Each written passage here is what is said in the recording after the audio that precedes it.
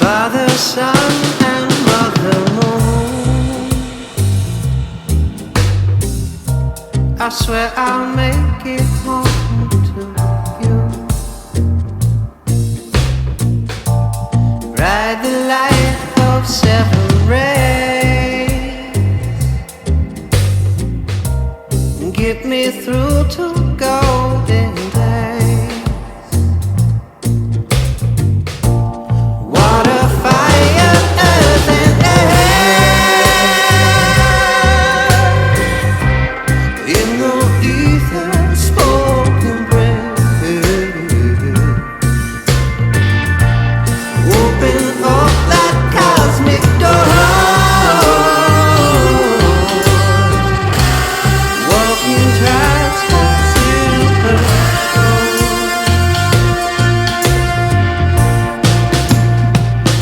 I've always loved you. I've always loved you.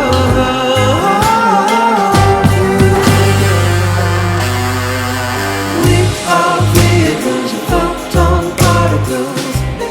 Hey, Hey and there, Jesse. heartily welcome to Joel Mc Anulty, also called Phantom Farmer. So happy to have you here, Joel. Yeah, I'm so happy to be here. Taboo is a show with creative souls for creative souls, and the guest is bringing up a taboo topic that we talk about. And first, I would like to talk about you, Joel. We didn't meet in person actually, but we met like how many years ago when I started the movie? Yeah, Like it was 9 or 9 years ago, I think. 9 or 10 years ago, right in the beginning. And you sent me actually the song we just heard, Father, Son, and Mother Moon, in a raw version, right? Yeah, it wasn't released publicly until this past year. So,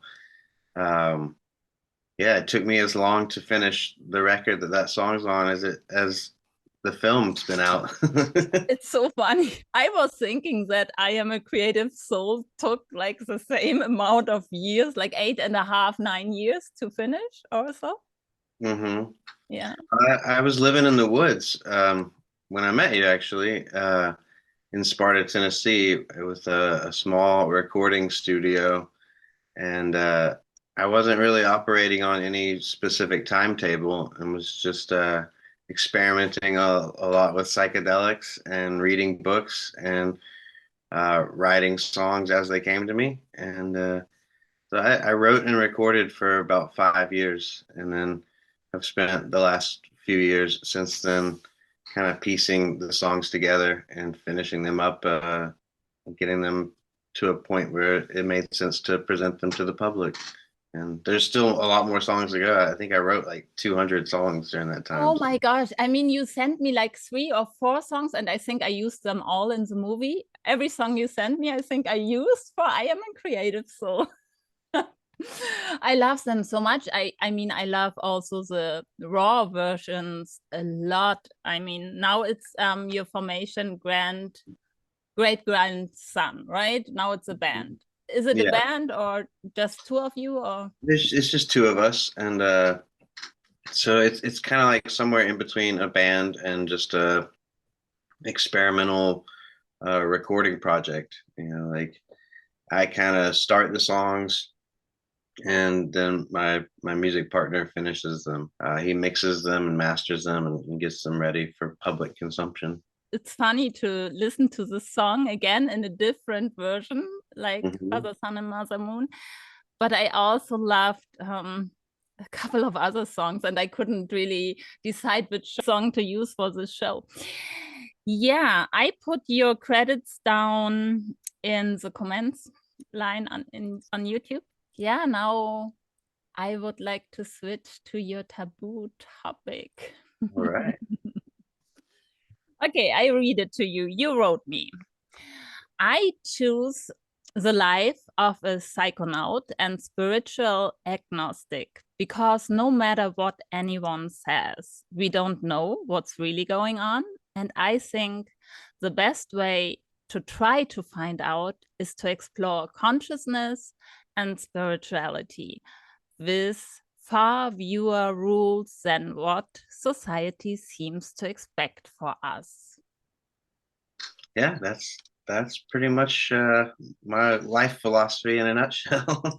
Yeah, I hope that that's taboo enough, but I think we live in a world where I feel like we're all pushed to make concrete decisions about what we believe, like pretty early in life, and to choose a religion, to choose a political party, to choose our favorite sports team and our favorite this and favorite that, and to like develop an identity based around those choices that we're expected to stick with, you know, and to choose our club or our clan and to build from there. And I personally found that to be like a very restrictive way of living, and from the get-go was trying to, you know, break free from the box that I felt like society was trying to put me in. How early did it start? It like in school, with starting school, or when did you feel that something is going wrong for you in society? Uh, Pretty early on, honestly. Like I grew up in a religious household. You know, my father was a preacher, Uh-huh. and from a long line of preachers. Mhm. And I think that my family had some expectation that I would follow in my father's footsteps and also be a minister. But yeah, it started really early because my first kind of psychonautic experience was when I was 4 years old. And What happened? well, I was in a nursery at the church that my father pastored, and um, I was playing with blocks and I sneezed. And when I sneezed, it triggered um, kind of a base level out of body experience. Um, when I sneezed, all of a sudden my conscious perspective changed, and I was watching myself playing with the blocks from the other side of the room. Um, Probably for like a good 5 or 6 seconds. And I felt like how this is very strange to be watching myself from across the room. And I thought it was kind of funny when I was thinking about this show and preparing a little bit for it. I was thinking about how that is, you know, everyone around the world, when someone sneezes, we say Gesundheit, which is, you know, German. And the whole or Gesundheit or God bless you as a means of trying to make sure that your soul was okay during that brief little journey. And so I thought that was kind of cute that I was going to be talking about my first transcendental experience having to do with a sneeze to someone from Germany. Yeah, that's right. And being a spiritual agnostic means you don't make a decision, right? Going, yes, I believe in something, or no, it's in between. It's like a state in between. What means that for you? Yeah, I mean, I've my interpretation of it is that we really don't know, that no one knows. I mean, that's why in religions they talk so much about the necessity of faith, um, because really all religions are based on faith, whether they want to admit it or not. They come from a place of being told this is what we believe, and it's lacking in proof. Even if there's some circumstantial evidence to support aspects of the belief, we don't have any proof that there's a God. Um, I tend to lean towards believing that there probably is some sort of architect to the universe. You know, it seems like there's some order to things. I think it's a lot more rewarding to live a life that's open-minded to all potentials and all possibilities. And you know, in recent years, the ideas and theories around simulation theory have expanded, and There's more and more theoretical physicists suggesting that it's possible that we're living in a simulation. What would that mean, living in a simulation? Would that mean like everything is planned or manipulated?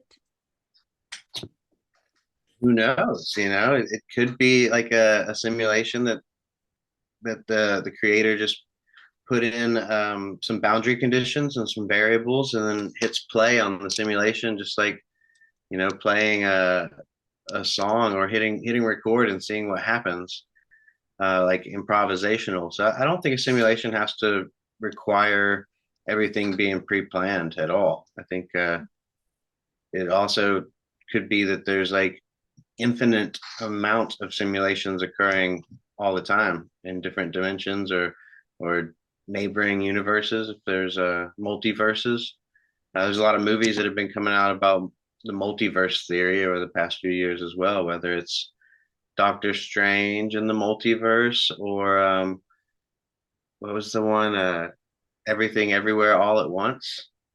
Did you see that? The Korean? No. Oh man, you gotta see Everything Everywhere All at Once. It's like the coolest movie I've seen in years. But yeah, I think spiritual agnosticism or agnostic mysticism. Robert Anton Wilson, an editor and writer from the United States in the I guess mostly in the 70s and early 80s.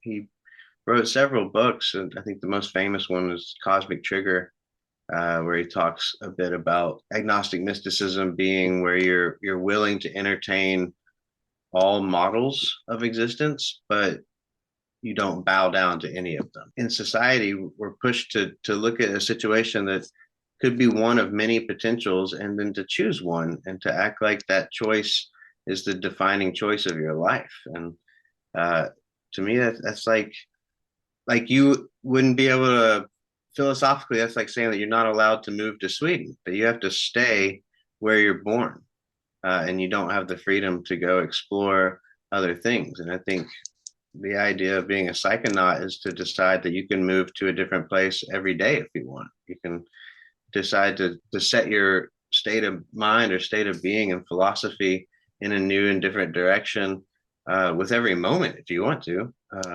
I think that might the freedom the creative soul needs, and for being creative, to this freedom, I think it came up in the last show as well with Angie. So freedom is a big topic for being an artist, and the freedom of choice especially too, I think, for me too. Yeah, absolutely. If you do that, it's hard to be creative if you're locked into too much of a pattern. Yeah, exactly. It's means that our patterns we create ourselves also, right? That's true. Often. Yeah. But without a doubt. And so in order to explore newness and new ideas spiritually and testing out different states of consciousness and whatnot, that led me to eventually, once I left my parents' house and became an adult, that was a new kind of freedom.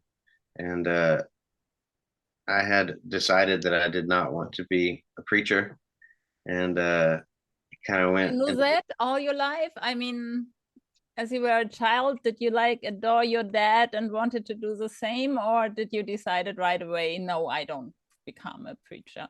Well, I knew I didn't believe some of the things that I think would be required of me if I were to follow in the same tradition. At least I had that out-of-body experience when I was 4, which automatically caused me to question what reality was, because no one had ever mentioned to me that there's a possibility that you could actually, part of your consciousness could step outside of yourself and view yourself from a different perspective. And then I had a series of dreams and experiences that led to me believing in reincarnation as early as like age 8 or 9. I remember trying to have a conversation with my mom after church one day. And I was like, Mom, I know that I've been other people in the past. And I tried to have like the speculative conversation with her at age 9 of like, if I hadn't chosen to be me in this lifetime, I wonder who I would have been. And she wasn't interested in that conversation at all. You know, just in that one attempt to have that conversation with my mom, that having a concrete way of viewing the world limits your how you can relate to other people. And around that same age, I remember having the experience of a classmate in 3rd grade who was Native American. He didn't participate in any of the holidays that we celebrated in the school system and in America, like because his family wanted to stick to as much of their traditional worldview from the Cherokee tribe as possible. And you know, he didn't observe Thanksgiving, didn't observe Easter, didn't observe Christmas, Valentine's Day, or any of those things. And Did he they was have their own ritual? Did they have anything?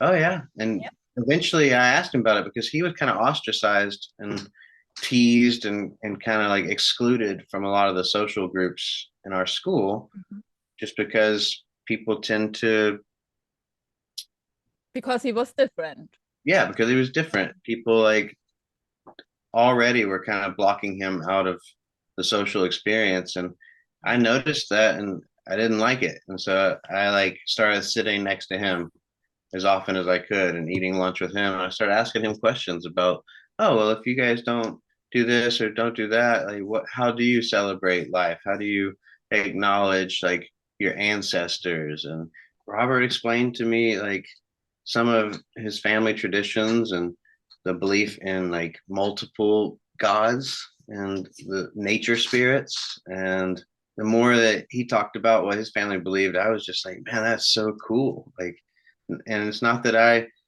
thought it was better or worse than what my family believed, but I certainly like kind of viewed it as being equal, and that I liked the cool parts of what he was saying as much as I liked like the cool stories that I was learned in Sunday school from the Bible.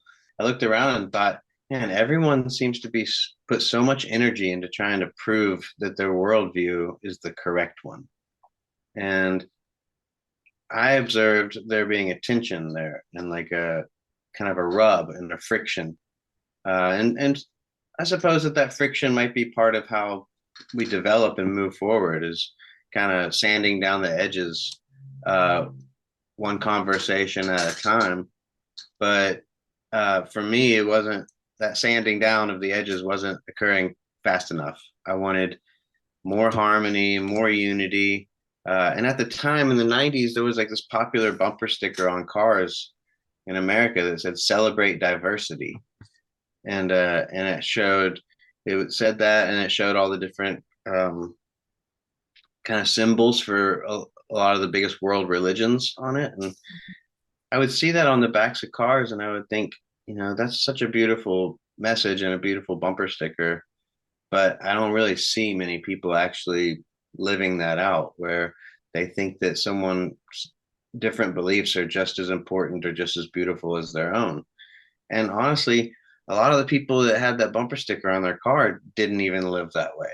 And I think we've got to find ways of limiting the division and finding more and more unity despite how different we are. Pretty early on in life, I felt like a mission, like I was like had signed up for a mission to find a way to integrate multiple worldviews or multiple wisdom traditions into my life. I mean, you do it in your songs as well, right? You put it all in your songs. You write all of the songs or most of the songs. Yeah, a lot of them have these types of themes in them and esoteric wisdom. And, you know, like, I mean, because you have to remember, like, esoteric or the occult, you know, what people want to refer to as the occult, like the word occult just means hidden. And beliefs about like magic and what a lot of the quote unquote secret societies and their rituals, a lot of those societies and clubs and social orders uh, were hidden and made secret because of the threat of death for what they believed, and because they wanted to practice a different belief system than what the government or the society that they lived in was willing to accept. And in a lot of cases, if you went against the official narrative of belief, then your life could be taken from you, or you could be tortured, like the Spanish Inquisition, where like the Catholic Church spent a huge amount of time and energy and resources, torturing and killing people who had a different belief system. Yeah, even if you went the natural path as the previous times, you were called a witch and were burned in Germany. So exactly. And in some of those cases, that was just for, there's so many different layers of what was of expectations. First of all, like, in a lot of cases throughout history, if you were a strong, independent, opinionated woman, just for being a woman, you weren't allowed to hold a position of power in your community and teach on spirituality, because that was the man's place, to be the priest or the preacher. We've seen like terrible, terrible shadows within our history of people going against independent thinkers when it comes to spirituality, when it comes to medicine, when it comes to like lifestyle. why is it, do you think? Why? It makes sense to me that early in the development of civilization, there would be some people who are like, we're not going to get anything done unless we have some order and some structure to our community. And I think that's fine to a degree, but humans also are so diverse and so creative that if you try to box people in with too much structure, there's going to be rebellion, there's going to be revolution. And once people set some sort of standard or structure to how they expect other people to live, the people who set that structure tend to acquire power, and for people within society to look to them for answers. And I think that in and of itself can be an intoxicant. I think a lot of people get drunk on power. And then if someone questions what the people in power are suggesting is the right or only way to view things, they feel like the nature of their power across the board is being questioned, and they view it as a threat to their power, a threat to their position. So I don't know why, if it's the majority that always like holds the tradition, they shouldn't feel so threatened by the few of us who want to question the tradition, explore new ideas, because in that exploration sometimes you strike gold and you come up with something that actually can be given to society as a whole and further the cause. Like, once someone discovered how to make fire, I mean, it wouldn't have done society well if that new knowledge of how to make fire, and that it wasn't just something sent to us from the gods, that it was actually you could make it yourself. That would have set us back quite a bit if people didn't accept that, oh, we can make this for ourselves and it can keep us warm and we can cook our food and make it easier to digest. It's the explorers who have to bring back new knowledge, but we live in a time where new knowledge is treated as a threat rather than as a gift. Joel, you said earlier that you experimented with drugs like psychedelics and stuff. Yeah, and a big part of that, I think, was part of my rebellion or trying to break free from the restrictions that have been placed on me, especially in my religious family. I was kind of taught that any form of intoxicant other than getting drunk on God, was like a sin. Once I became an adult and moved out of my parents' house, that's when I was like, all right, now I can kind of do some things that I want to do without fear of upsetting the apple cart, as they say. And I pretty quickly started to experiment with drugs and with alcohol, and you know, um, started smoking marijuana, and I think I think I was 21 when I tried psychedelic mushrooms for the first time. And I didn't really love alcohol. I liked the stuff that really seemed to take you a little bit further from the groundedness of sobriety.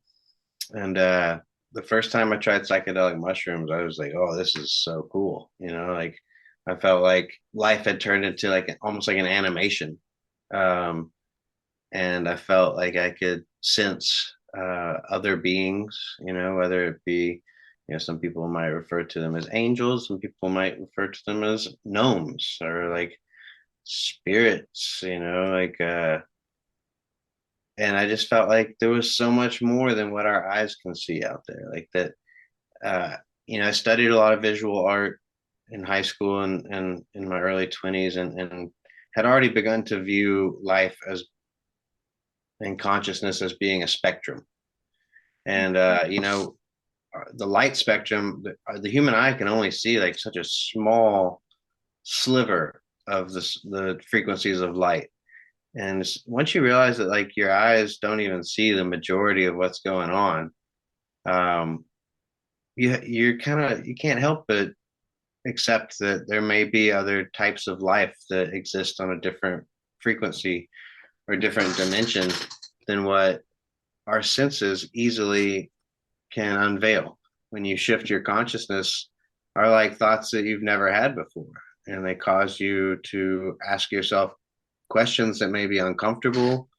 They also sometimes cause you to create art that you wouldn't normally create, and then you go back and look or listen to it when you're sober, and be like, wow, that's such a cool way of thinking about it. I would have never landed on that perspective without a little help from a chemical. Um, Now that said, I don't think that all psychonautics require people to take drugs. I think Of course not. there's No. there's a lot of other ways to shift one's consciousness, and I hardly do any drugs now. That was a season in my life where it opened up a bunch of doors. Was it Aldous Huxley's book, The Doors of Perception? It's like I feel like in my early like 20s into my early 30s, I was walking around kicking doors open through different methods. And then once I had enough doors open, I kind of quit doing the drugs as much and wanted to walk through those doors um, without as much chemical enhancement so that I could actually view what's on the other side of those doors with a more of a rational way of looking at it, I guess. Or at least in a way where I could remember what I saw a little bit better. Sometimes those drugs kind of It you can be experience worse. these. I mean, in my case, I took peyote when I was 25. Somebody gave it to me in Maine, and I didn't know what it is. I didn't even know that it's such a drug like LSD, like like a psychedelic. And I never took drugs before, didn't even smoke marijuana, so I didn't know what was going to happen. And I was a really spiritual person, was practicing Buddhism at that time, and it totally knocked me out. It gave me panic attacks. It was like putting, like, we had these record players with tapes when we were young. Do you remember? Not like today, everything digital, that were tapes, real tapes with a band inside. And it was like pushing on the fast forward button. I just didn't understand what was happening to me. I was not prepared. And so that can be really dangerous. I mean, can be really dangerous. For me, it was. It took me like almost 15 years of life to go through hell to find, but I learned so much. I became a healer. I became a teacher in that time, but I didn't have a teacher for that. I became the teacher by going through hell, you know? Yeah, it's like being dropped into the ocean without ever having been shown how to swim. Exactly. Exactly. But still, now it was like a precious thing I got for my life. And I mean, I think in life always things happen that will test you.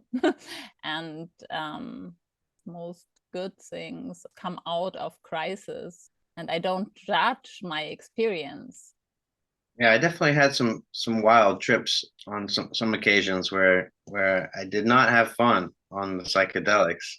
Sometimes, but I think my personality and like the churches that I grew up in were so open to some extreme spiritual experiences. You know, I was raised in what in America is called like Pentecostal evangelical Christianity, and you know, we were taught pretty early on that the Holy Spirit can speak through us, and there were people in their church services speaking in tongues Really? and passing out, you know, and falling down like in like a state of spiritual ecstasy. Wow, Uh, really? I didn't yeah, I mean, my dad was a little bit more chill about some of that stuff, but I mean, like I said, I'm from a found whole it.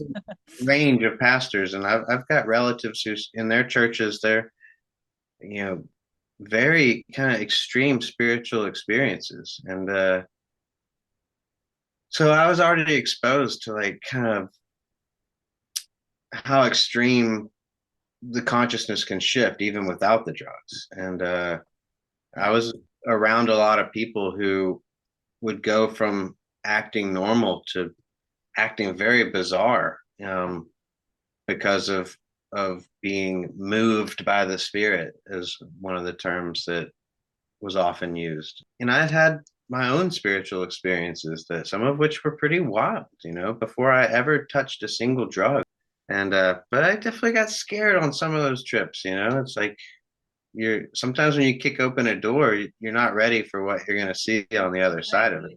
Exactly. Exactly. And I mean, I never really took drugs again after that. And I mean, I experienced so many, since I'm a child as well, so many different conscious levels. And I remember I could hardly walk, that I thought there must be more to it.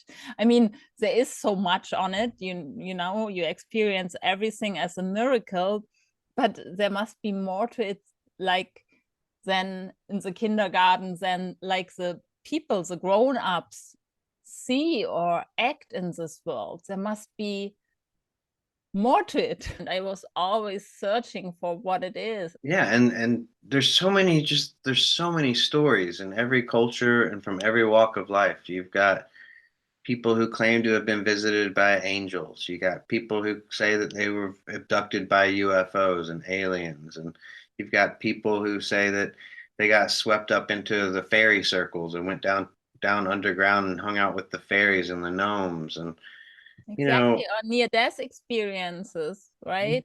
yeah, and I had one of those too. Like Really? when I was around 30, so around 13, 14 years ago, I almost died from bacterial pneumonia, and I had gone in a direction of homeopathy and you know doing my own natural medicine. So I was being really stubborn about going to see a doctor. And this was before I really knew what I was doing. I kind of was just decided I'm not going to participate in Western medicine for a while, and I stubbornly was like clinging that I was shouldn't have been clinging so strongly to a belief system because it almost killed me. Um, and before I went and got antibiotics, by the time they X-rayed my chest, you know, the doctor was like, "Wow, your lungs are completely full of bacterial pneumonia, and another 24 hours, and you'd be dead." And the last 2 or 3 days before I went to the doctor, I was drifting in and out of consciousness and having these wild fever dreams. And I wasn't on any drugs, you know, but those fever dreams were the most psychedelic experiences I've ever had. It's like more than DMT, ketamine, LSD, marijuana. Like none of those things came close because it was like such a time dilution. Like during these dreams, I might be out of consciousness in the physical realm and the earth realm for like, a couple hours at a time, but it would feel like days in my dreams. And during the every time I would go out, I would go back to the same place every time. And it was sitting beneath this giant tree. And the tree was speaking to me. And there's I think a lot of other people have had that experience where they call it the world tree, or like shaman people who said that there was a giant tree at the top of the earth that was always pointed at the pole star, the North Star. But yeah, I was sitting under this tree and had like what felt like weeks worth of conversations with God under this tree. And then, I could only remember bits and pieces of it. When it would be happening, it was like, oh, this is where I'm supposed to be. This is like heaven. And all of these questions that I've always had are being answered. But then I'd pop back into consciousness and I'd be like, what did the tree say again? And I couldn't remember it. It would be so clear in the experience, but then I'd come back to consciousness. It's so funny. I kind of have this sometimes when I fall asleep, that I like have the feeling I get information, and I'm still awake, right? And then I think, oh, I have to hold it. I have to get up and write it down, and then it's gone. It's gone. Yeah. The information is gone. Yeah, and I think some of that is because the design of the universe that we're in, or at least within this dimension, is we're not supposed to have all the answers. That's what the conclusion I've reached is like, if we had all, like, I think humanity is a infant species. I think we're young in our conscious development. And I think there's a certain amount of trial and error that every person has to go through. I think, my horse died. That's the reason why I'm in Sweden now. And I moved out of Germany into the forest. My horse died last year in May, and out of a sudden, a young horse, I went into the clinic with her. She was struggling. She really wanted to survive 2 days. And I was by her side when she was dying. After her dying, I went into the Black Forest for suffering because I felt so devastated. I felt so bad. I mean, from the movie that I went through death with my dad, right? I thought I could deal with death. I was really like, okay, but this horse was dying. And I was totally nuts. I was like, oh, I don't want to live anymore, because I planned to coach with the horse and I had plans for us. And then I went into the Black Forest, into the woods. Mm-hmm. And every morning I took a walk into the woods. And out of a sudden, the horse started communicating with me. And she talked about that there is no death. There is just consciousness and joy. But we need to remember that there are no borders to the death ones, that we are all one. There is no borders. We are one. We are like, but we chose kind of to experience polarity, Mm-hmm. It's a game. But if we are conscious, if we are in the moment, in the now, it's all a miracle. It's the source. The source is actually a miracle. It's pure joy. And the 3 weeks I was there, I was writing a book, and it became the happiest time in my life. It changed my life, actually. Yeah, so, absolutely. But I was not looking for it. My whole life I was searching for it. Yeah. What is it all about? And I think I left nothing out, because making the movie, I was talking about death all the time. But then it got me, and I gave up control, you know. And I think that's a key part of it is letting go. You know, I think it's the desire for control that causes people to like harden their beliefs. You know, like it's a desire for control that causes people to choose, to feel that pressure to make a choice, because they feel aimless if they haven't decided what they believe. But I think it's in the aimlessness that you actually can find something real, and that realness may be fleeting as well. But you know, we've all had dreams that felt real, whether that they were in the midst of a near-death experience or just a dream you have on a random Saturday night when you go to bed. You can experience a dream that feels like you were right there in that dream, and that it felt just as real as anything you experience in real life.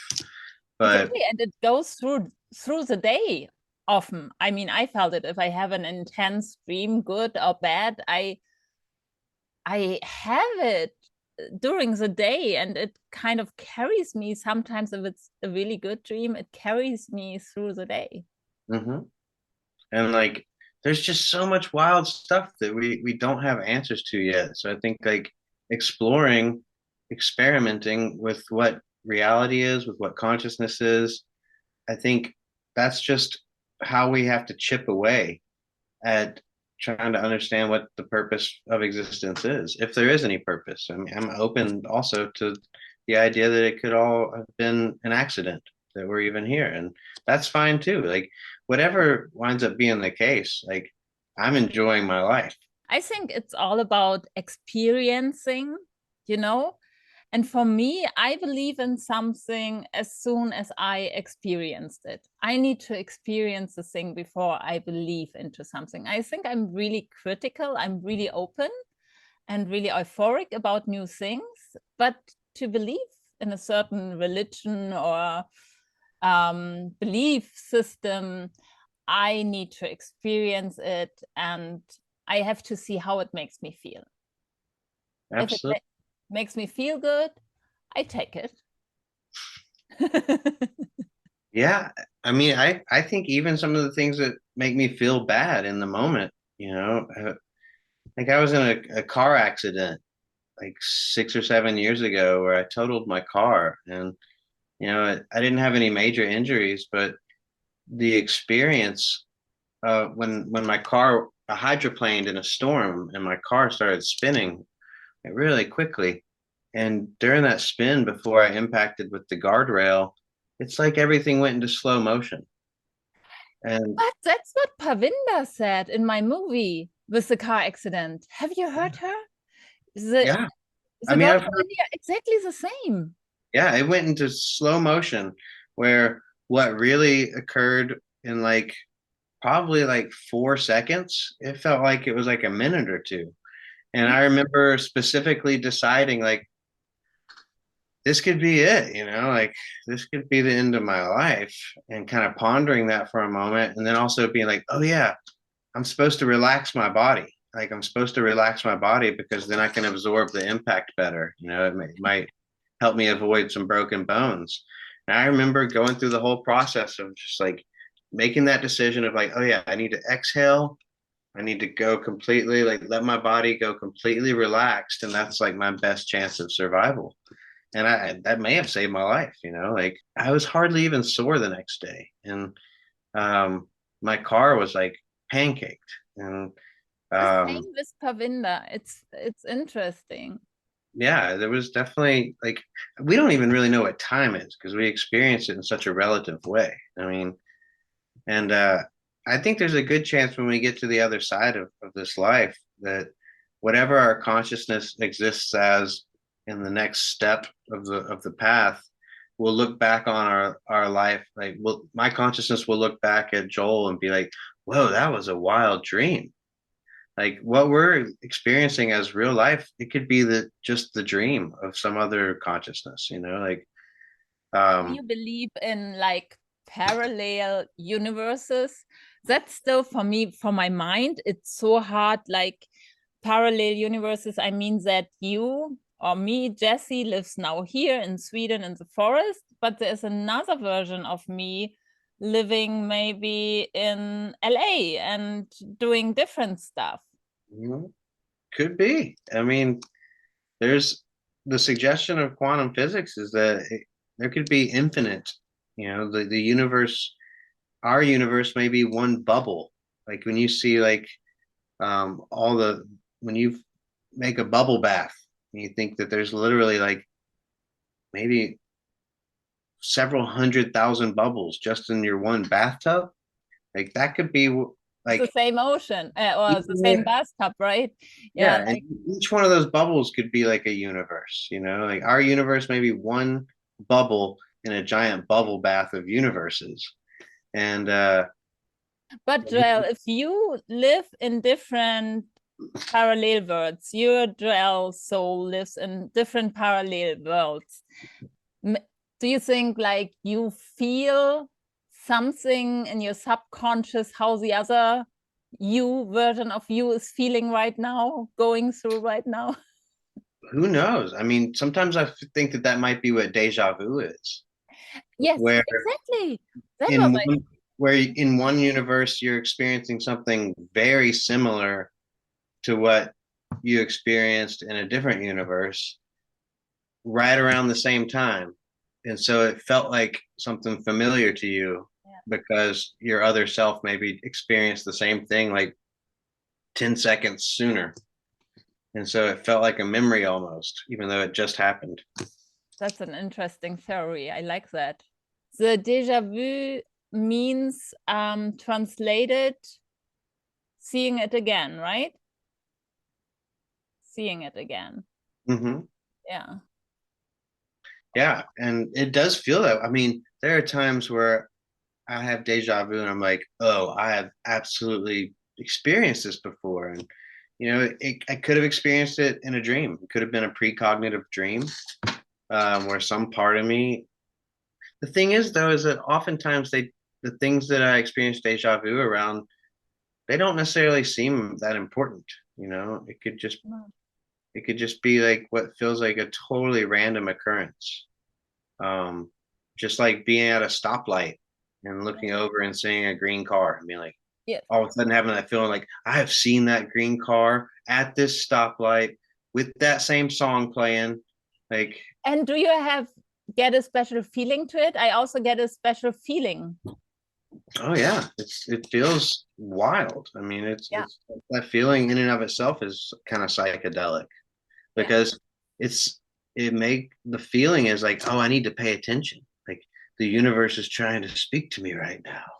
Like, and who knows, maybe that's the case, maybe it's not, but it's fun either way. And that's like what I don't understand, why there's so few psychonauts, because it does, you said earlier like that it's a game, and it does feel like a game to me, and it feels like fun, just like going on safari or going on a road trip, but just with your mind, like going, yeah, it's an adventure. And I think I don't think I could ever live differently now that I've had so many experiences. Like I have tried deep trance meditation. I've tried sleep deprivation. I've fasted for long periods of time, and I have different experience. I summoned UFOs potentially. Who knows what, I can't say that I know what I saw, but there's like this UFO investigator who's kind of pseudo famous named Dr. Stephen Greer. Around the time I was really getting into deep trance meditation, I saw a video on YouTube that explained the methodology that this guy uses on, and says if you follow this procedure, you will begin to see UFOs too. And I was like, all right, that's kind of wild. I've got to give it a try. And so I did. And for a few months, during my meditation, I would invite these beings to reveal themselves in my life at some point, to where I could see that they exist. And there was a certain day where in my meditation, I almost like heard a voice or felt an instruction that don't make any plans this weekend. You just need to sit out in your backyard at night. And, on this particular day, especially like on this Saturday, just sit out in your backyard for a few hours after the sun goes down. And sure enough, on that night, I saw some wild stuff in the sky that I can't really explain. Phone cameras weren't very good at the time, but I had an HD recorder that was its own device, and I ran inside to grab it, and the batteries were dead on it. Someone had borrowed it from me, and I had never recharged it once I got it back. And so then I ran back outside and just was like, well, I guess I'm not supposed to be able to film this. I just have to watch it. But eventually I found some videos that other people have put up about, look at these crazy lights in the sky that I saw. And eventually I found a couple videos where I was like, whoa, that looks just like what I saw. A year or so later, I saw another unexplainable thing in the sky. And I actually had a friend with me that time. We both saw it together out in the woods. And it was fascinating.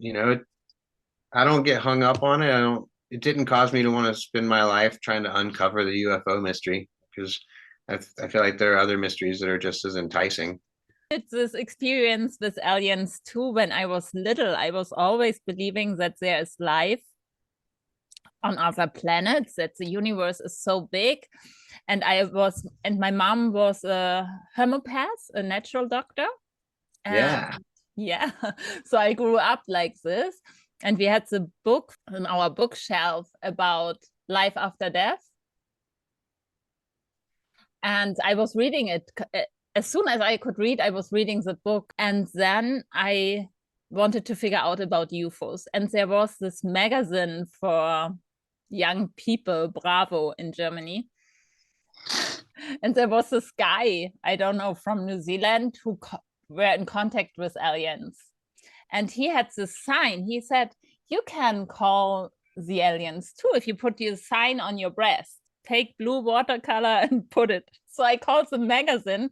Could you send me this magazine from 2 years ago again? I want to test it.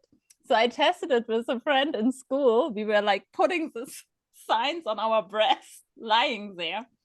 Nothing happened. then I had to go home, and then one night my friend said, oh, my parents are gone. I will test it again tonight. They come home late, so I will test it. So she was looking at the watch, and we didn't have mobile phones at that time. We had just like the permanent phones. So we looked at our watch. It was 10 o'clock. And then my mom and I were sitting home at our place, and she was calling them, and we were concentrating. And then she said she heard something and got so scared, and she looked at her watch, and her watch moved on 12 o'clock. And then she called me and stopped. And then we did it again together when her parents were gone. And they had a house, a single house outside of the town of Hamburg. And so we were like really concentrated, and then the lights of the house went on and we heard steps outside. Oh, wow.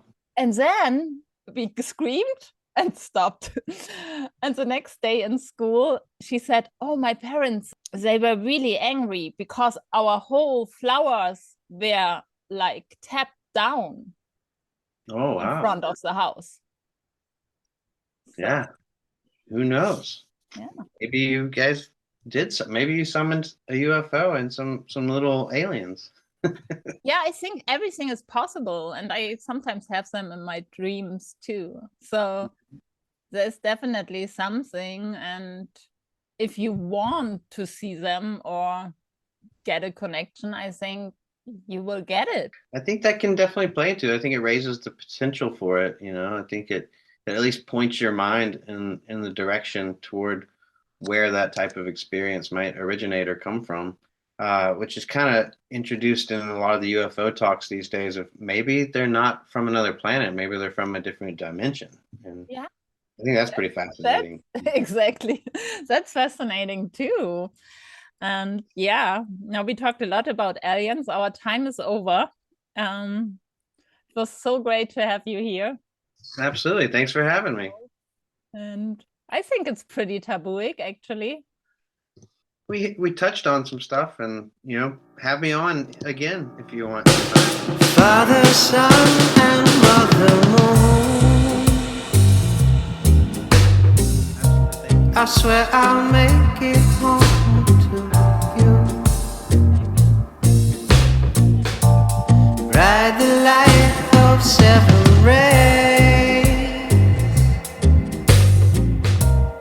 get me through to